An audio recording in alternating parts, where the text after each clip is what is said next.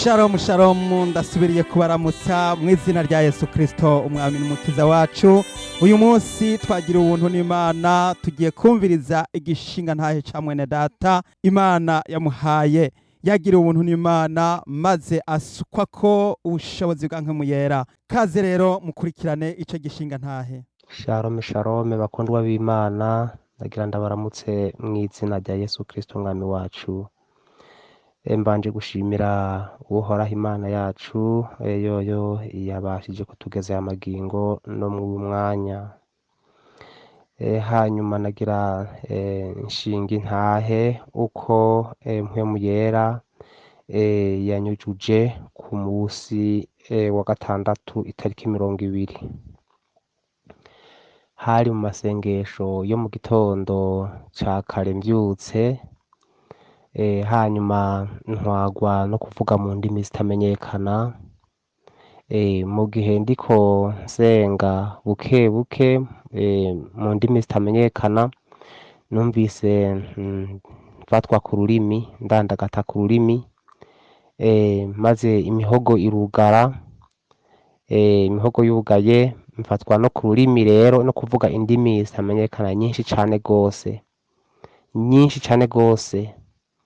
Nkavuga nsemerera cane, narasemereye cane gose, ndavuga ndasemerera indimi zitamenyekana. Mu muhogo naho hakugara hakanyugara cane kugira ijwi risohoke.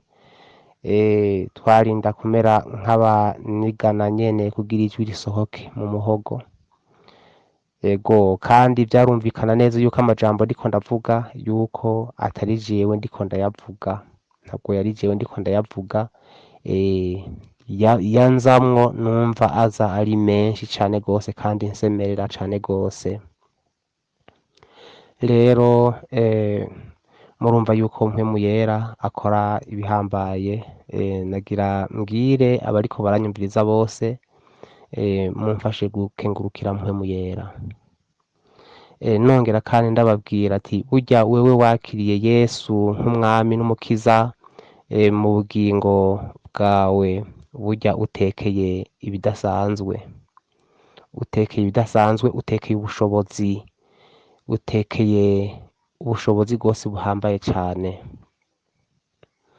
Nagira ndagutangarize yuko ubushobozi utekeye, ukuvuga mu ndimi, kuvugishwa n'Imana, ugusenda abadayimoni, burya byose bitekeye muri wewe nanje. Rero ntitukikengere bakundwa b'Imana, ntitukikengere ngo ducike intege. Ndaguteye intege nawe ubandanye kuramiriza, hirya y'ejo nawe azoba ari wewe mpwemu yera azokuzako. Mwarahezagiwe cane, murakoze. Umwami Yesu abane namwe, murakoze. Ndagira ngo wari we wese mwene data uri muri groupe b'amaso wipfuze ingabire za mpwemu w'Imana. Nagira ngo mbabwire yuko ikimenyetso Imana itanga kuri wewe mu Kristo nukuzuzwa mpwemu yera. Wewe hawe mpwemu yera urahiriwe. Wewe utaramuronka, ndagira ngo ubwire ngo ubigire umutwaro kandi ubisengere kandi usenge ukobeje, hanyuma ushireko nawe utangure kuzuzwa mpwemu yera kugira ngo uhabwe kunesha icaha, uhabwe kunesha imyuka mibi, uhabwe kunesha impwemu mbi, hanyuma hagarara ushikamye. Waba umutamakazi, waba umutama, waba umwigeme, waba umusore, haguruka nawe wuzura ubushobozi maze ukayangana umuco ukurasire, hanyuma wuzura inkomezi. Yesu Kristo yavuze ati muzohabwa ubushobozi mpwemu yera niyabaza ko muzoba ivyabona vyo kunshingira intahe i Yerusalemu ni Yudaya ni Samariya ndetse no gushitsa ku mpera y'isi. No muri groupe b'amaso mutangure kuvugira Yesu, no mu mashengero murimwo intahe zanyu zongere kumvikana maze mwongere gukorera Yesu, hanyuma ibishinga ntahe vyanyu bituma abantu benshi bongera kunaguka maze bitegure gusanganira umwami wacu Yesu Kristo agiye kugaruka. Rero kuri wewe wamaze kumva iki gishinga ntahe, tugiye gusengera hamwe. Dusenge kugira ngo nawe wongere gusaba Imana kugira ngo igusuke ko ubushobozi bwa mpwemu yera. Dusenga Imana. Wera data Mana yacu yo mwijuru, mu izina rya Yesu Kristo ndagushimiye ndagukengurukiye mwami Imana. Ni wewe utanga ubushobozi, mwami w'icubahiro, waravuze ati si kubw'inkomezi kandi si kubw'ubwenge, ariko ni kubw'ampwemu wawe yera gusa. Maze mwami Yesu wongera uravuga ati muzohabwa ubushobozi mpwemu yera niyabaza ko. Ndakwinginze kugira ngo uyu musavyi wawe n'uyu musavyikazi wawe bongere gusuka ku bushobozi bwawe, uyu mukozi wawe yongere kunaguka, yongere kuzuzwa mpwemu yera mw'izina rya Yesu. Ndasengeye uyu musore yongere kuzuzwa mpwemu yera, ndasengeye uyu mugabo yongere guhabwa inkomezi za mpwemu yera. Ndasavye mwami abakeneye guhishurirwa bahishurirwe, abakeneye kubwirwa amabanga babwirwa amabanga, abakeneye kwerekwa berekwe ivyiza vyo mw'ijuru. Yesu Kristo, harakenewe ishinga ntahe vy'abaza kuremesha abandi mu vya mpwemu. Yesu ndagushima, urakoze mwami. Ndasavye muri iki gihe c'ikanguro abantu bikangure, muri iki gihe c'iherezo abantu bikangure, bitegure mwami guhangana n'umwansi, ubongera inkomezi zo kugira ngo bambikwe ubushobozi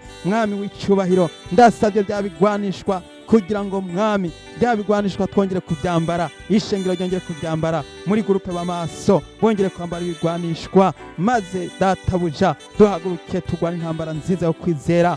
Turasavye amavuta mpwemu yera yongere kuza mu mitima yaba basavyi bawe, maze bongere kuzuzwa mpwemu yera mwami. Y'amatara yabo yongere kuzura nk'amavuta mw'izina rya Yesu Kristo, maze wongere kuhabwa ubushobozi, itara ryawe rimurika nk'uko kuri wa musi mwami wa Pentekote abari muri ya nzu bose buzujwe mpwemu yera, maze haza igihinda kivuye mu ijuru kiza kuri umwe wese, maze ibirimi bimeze nk'umuriro biza kuri umwe wese. Ndasavye mwami Yesu abari muri gurupe b'amaso bongere gusukwa ko mpwemu yera. Ndasavye mwami abakristo bene data aho bari hose, umuntu wese ariko arafatanya nanje iri sengesho yongere kuzuzwa mpwemu yera, yongere guhabwa ubushobozi. Yesu Kristo, abakeneye guhabwa ingabire zitandukanye bongere guhabwa ingabire mw'izina rya Yesu, harimo n'ingabire y'urukundo, harimo n'ingabire yo kwizera nk'uko mwami umwe wese wamuhaye databuja bari kugabira bose, maze yongere gukoresha ingabire ziwe. Ndasengera bamwe ingabire zafuriwe zifurugwe mw'izina rya Yesu. Urakoze mwami ko ari utanga igisubizo. Ndagushimiye ko ugendereye abakozi bawe, ndagushimiye ko ugendereye abatoranijwe. Izina ryawe rihabwe icubahiro mwami w'abami. Ndavyambaje nshima mw'izina rya Yesu Kristo, umwami n'umukiza wacu. Amen.